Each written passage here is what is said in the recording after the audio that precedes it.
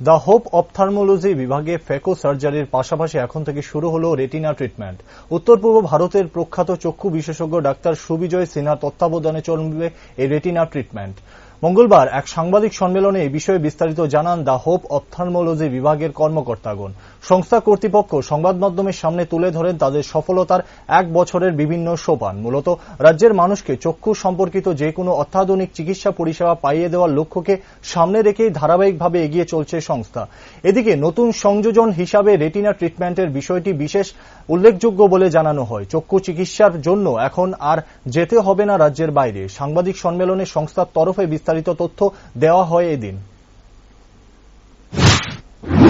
আমরা এই সেন্টারে আমরা আগামী দিনে আরো রেটিনা সার্জারি আমাদের শুরু হবে।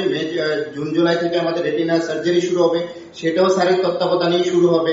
আশা করছি ত্রিপুরার মানুষ আর বাইরে যেতে হবে না। ছোট্ট ট্রিটমেন্টের জন্য, ছোট্ট একটা কনসালটেশন, ছোট্ট একটা লেজারের জন্য আর যেন বাইরে না যেতে হয়, সেজন্যই সেটাই আমাদের প্রয়াস।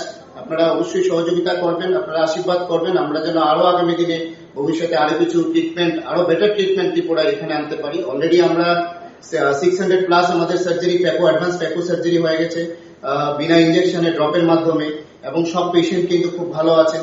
এবং আরেকটা ইনফরমেশন যেটা দেওয়া ছিল সেটা হচ্ছে যাদের রেটিনা ইনজেকশন অনেক কস্টলি, 20,000-25,000 টাকা একটা ইনজেকশনের কস্ট লাগে, তারা কিন্তু একটা বছরে হয়তো 4-5টা ইনজেকশন অনেক সময় দিতে হয় কোনো কোনো পেশেন্টের। সেইগুলি কিন্তু যাদের আয়ুষ্মান ভারতের কার্ড আছে তারা কিন্তু আমাদের এখানে আজকে থেকে আয়ুষ্মান ভারতের মাধ্যমে কিন্তু এটা কিন্তু কোনো রকমের পয়সা লাগবে না।